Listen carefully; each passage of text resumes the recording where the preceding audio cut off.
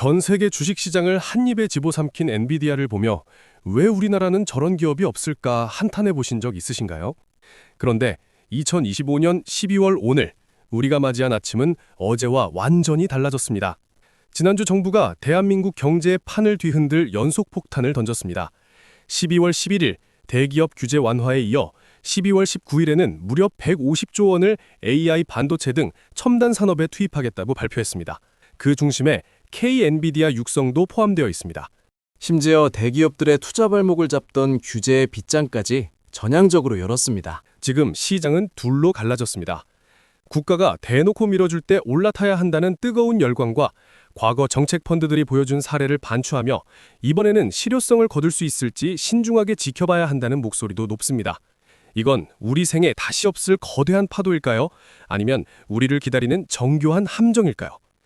정부가 차마 다 말하지 못한 150조 원의 허와시를 오늘 또 경제학에서 제대로 한번 파헤쳐보겠습니다. 자, 150조 원이라는 숫자부터 체감해 보시죠. 150조면 우리나라 1년 국가 예산의 거의 4분의 1에 육박하는 어마어마한 돈입니다. 이 거대한 자본이 어디로 가장 먼저 흘러들어가는지 확인하는 것이 이번 판의 본질을 읽는 첫 번째 열쇠겠죠. 12월 19일 발표된 내용을 뜯어보면 정부는 아주 명확한 좌표 7곳을 찍어줬습니다. K-엔비디아 육성, 용인 반도체 클러스터 인프라, 평택 AI 반도체 파운드리, 울산 전고체 배터리, 충북 전력 반도체, 전남 해상풍력, 그리고 국가 AI 컴퓨팅 센터까지 이름만 들어도 쟁쟁한 이른바 대한민국 경제의 심장부들입니다. 그런데 여기서 우리가 주목해야 할 단어는 반도체 그 자체보다 바로 인프라라는 말입니다. 흔히들 국가가 150조를 푼다고 하면 기업들한테 보조금 봉투를 나눠주는 장면을 상상하기 쉽습니다. 하지만 이번 설계도는 훨씬 더 근본적인 곳을 겨냥하고 있습니다. 기업이 아무리 수십조를 들여서 세계 최고의 공장을 짓고 싶어도 정작 그 공장을 돌릴 전기와 물이 없으면 어떻게 될까요? 그건 그냥 거대한 고철 덩어리에 불과합니다. 반도체 공장은 그야말로 전기를 집어삼키는 괴물이고 물을 무한대로 들이켜야 하는 하마입니다. 실제로 최근 몇 년간 용인이나 평택 현장에서는 전력망 확보 문제로 착공이 늦어지거나 계획이 꼬이는 일이 비일비재했습니다. 민간 기업이 감당하기엔 너무나 무겁고 그렇다고 지방자치단체가 해결하기엔 덩치가 너무 컸던 이 막힌 혈관을 국가가 150조라는 거대한 펌프를 동원해 직접 뚫어주겠다는 것이 이번 프로젝트의 핵심입니다. 국가가 직접 변전소를 세우고 수백 킬로미터의 송전탑을 깔고 공업용수를 공급하는 도관을 연결해주겠다는 거죠. 이건 기업 입장에서는 단순히 돈을 받는 것보다 훨씬 무서운 속도의 탄력을 받는 일입니다. 기반시설이라는 탄탄한 레일이 깔리면 그 위를 달리는 기업의 투자 열차는 가속 페달을 밟는 일만 남기 때문입니다. 세계 무대에서 우리가 경쟁하는 TSMC나 인텔은 이미 자국 정부의 전폭적인 인프라 지원을 받으며 질주 중입니다. 이번 150조 펀드의 1차 투자처가 이 7곳의 인프라 구축에 집중된 이유는 더 이상 속도에서 밀리면 대한민국의 미래는 없다는 절박함의 발로이기도 합니다. 하지만 여기서 우리는 질문을 던져야 합니다. 국가가 이렇게 판을 깔아준다고 해서 기반만 갖춰진다고 갑자기 엔비디아 같은 기업이 툭 튀어나올 수 있을까요? 인프라는 말 그대로 기본일 뿐입니다. 그 위에 어떤 소프트웨어를 올리고 어떤 창의적인 인재들이 뛰어놀게 할 것인지는 또 다른 차원의 문제죠. 정부는 일단 막힌 혈관을 뚫어주는 외과 수술은 시작했습니다. 이제 이 수술이 성공해서 전 국민의 계좌에 온기가 도는 선순환으로 이어질지 아니면 거대한 콘크리트 구조물만 남는 토목 사업으로 끝날지는 이제부터 시작될 규제 철폐와 자금 운영의 묘수에 달려 있습니다. 돈이 있고 길이 닦여도 정작 운동장을 뛰어야 할 선수의 발목이 밧줄로 꽁꽁 묶여 있다면 아무 소용이 없겠죠. 대한민국 경제의 거인들이 오랫동안 입을 모아 호소해온 아주 지독한 규제 하나가 있습니다. 바로 지주회사의 증손회사 지분 의무 규제입니다. 쉽게 풀어보겠습니다. 대기업 지주회사가 유망한 AI 스타트업을 인수하려면 지금까지는 그 회사의 지분을 100%, 그러니까 단 한 주도 남김없이 싹 다 사야만 했습니다. 이제 막 싹을 틔우는 스타트업의 주식을 100% 사들인다는 건 인수하는 기업 입장에서는 리스크가 너무나도 큽니다. 투자 비용은 천문학적으로 치솟고 만약 그 사업이 실패하기라도 하면 그 타격을 고스란히 혼자 다 짊어져야 하니까요. 결국 좋은 기술인 건 알겠는데 법 때문에 못하겠다라며 고개를 저으며 돌아서는 일이 비일비재했습니다. 그런데 12월 11일 이 빗장이 전향적으로 열렸습니다. 첨단 전략 산업에 한해서는 이 지분 의무를 100%에서 50%로 대폭 낮춰주겠다는 겁니다. 이건 단순한 숫자 노름이 아닙니다. 대기업들이 보유한 막대한 사내 유보금이 유망한 반도체나 AI 스타트업으로 흘러들어갈 수 있는 거대한 수문을 개방한 것이나 마찬가지입니다. 이제는 절반의 지분만 확보해도 그 기업을 파트너로 맞이할 수 있고 남은 자금으로는 또 다른 혁신에 투자할 수 있는 유연성이 생긴 거죠. 우리가 그토록 열광하는 엔비디아나 구글 같은 기업들이 어떻게 그렇게 빨리 덩치를 키웠을까요? 그들은 끊임없이 유망한 기술을 가진 작은 기업들을 사들이고 그 기술을 자신들의 엔진에 이식하며 성장했습니다. 이른바 M&A라는 거대한 생태계가 살아 움직였기 때문입니다. 우리나라도 이제야 그 생태계가 제대로 돌아갈 수 있는 게임의 룰을 갖추게 된 셈입니다. 특히 이번 7대 프로젝트 중에서도 AI 컴퓨팅 센터 건립은 이 규제 완화의 가장 큰 수혜자가 될 것으로 보입니다. 인공지능 시대의 데이터 센터는 그 국가의 국력을 상징하는 전략 자산입니다. 이제는 규제가 풀리면서 여러 기업이 컨소시엄을 구성해 힘을 합치거나 정부 펀드의 지원을 받아 리스크를 나누며 속도감 있게 사업을 밀어붙일 수 있게 됐습니다. 정부가 150조라는 기름을 붓고 규제 완화라는 가속 페달을 밟아준 지금 기업들 입장에서는 이제 더 이상 법 때문에 안 된다는 핑계를 대기 어려운 상황이 됐습니다.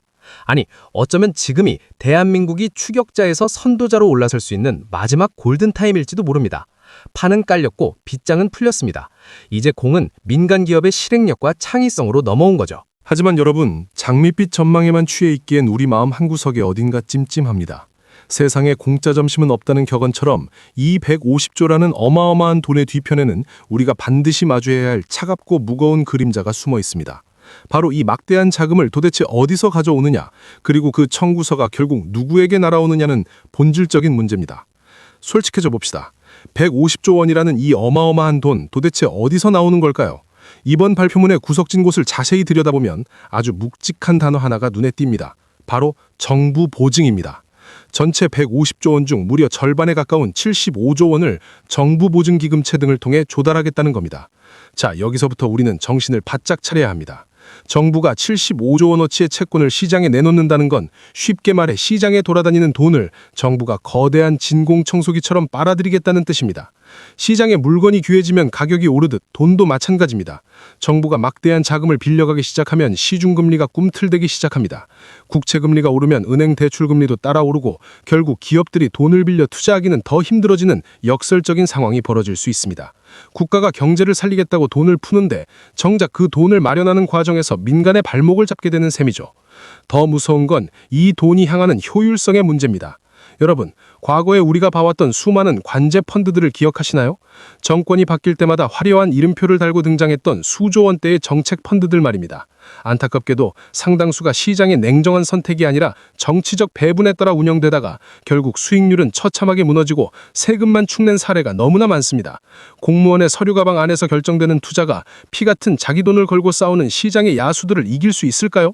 150조라는 거대한 자본이 정말 실력 있는 기업으로 흘러들어가는 게 아니라 줄을 잘 서고 목소리 큰 곳으로 흘러들어가는 순간 이 펀드는 대한민국 경제의 보약이 아니라 독약이 됩니다. 그리고 가장 냉정하게 따져봐야 할 것, 바로 청구서의 향방입니다. 만약 이 150조 원의 베팅이 실패로 끝난다면 어떻게 될까요? 정부가 보증을 섰다는 건 결국 그 손실을 우리 국민의 세금으로 메워야 한다는 뜻입니다. 지금 당정은 화려한 K-엔비디아의 꿈에 취해 있지만 훗날 우리 아이들이 짊어져야 할 국가 채무라는 무거운 짐으로 돌아올 수 있다는 사실을 우리는 잊지 말아야 합니다. 그렇다면 우리는 이 혼돈의 한복판에서 무엇을 보고 어떤 신호를 읽어야 할까요? 이 안개자욱한 150조의 파도 위에서 우리가 길을 잃지 않고 항해하기 위해 반드시 확인해야 할 세 가지 결정적인 지표가 있습니다. 첫 번째, 공사장의 흙먼지를 확인하라. 계획은 종이 위에 쓰이지만 경제는 현장에서 움직입니다. 12월 19일 발표된 7대 거점 프로젝트, 특히 용인과 평택의 전력 및 용수 인프라가 실제로 언제 착공되고 공정률이 어떻게 올라가는지를 매달 체크해야 합니다. 반도체 클러스터는 말 한마디로 뚝딱 세워지는 건물이 아닙니다. 송전탑 하나를 세우는데도 수많은 이해관계와 행정 절차가 얽혀 있죠. 만약 정부의 자금 집행은 속도를 내는데 현장에 흙먼지가 보이지 않는다면 그건 돈이 엉뚱한 곳으로 새고 있거나 행정의 벽에 막혀 있다는 위험 신호입니다. 실질적인 인프라의 완성 속도가 곧 여러분의 투자 지도가 현실이 되는 속도라는 점을 잊지 마세요. 두 번째, 글로벌 빅테크의 움직임을 추적하라. 우리가 150조를 들여 K-엔비디아를 만들겠다고 선언했지만 정작 진짜 엔비디아나 TSMC, 구글 같은 공룡들이 우리와 다른 길을 걷기 시작한다면 어떻게 될까요? 150조는 한순간에 고립될 섬이 될 수도 있습니다. 이번 프로젝트의 성패는 우리가 만든 인프라와 제품을 전 세계가 사주느냐에 달려 있습니다.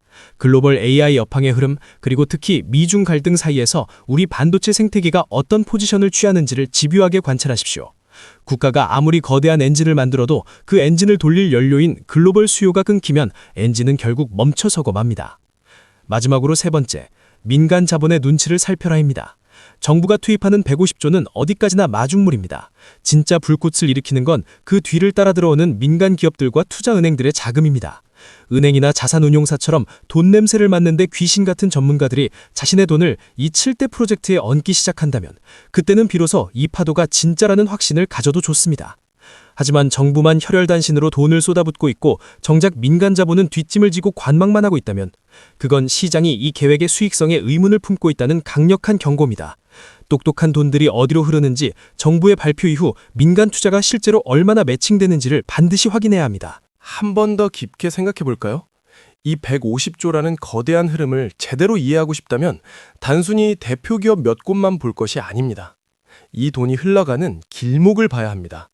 용인과 평택에 전기가 깔릴 때 수혜를 입을 전력설비 기업들, 공업용수가 흐를 때 필요한 특수 배관 업체들, 그리고 규제가 풀린 틈을 타 M&A 시장에 매물로 나올 알짜 기술 기업들까지 150조라는 거대한 저수지의 물이 어느 도랑을 타고 흐르는지를 추적하는 세밀함이 필요합니다. 국가가 찍어준 7곳의 지도는 단순히 부동산 투자의 이정표가 아니라 대한민국 경제산업 생태계가 통째로 재편되는 설계도이기 때문입니다.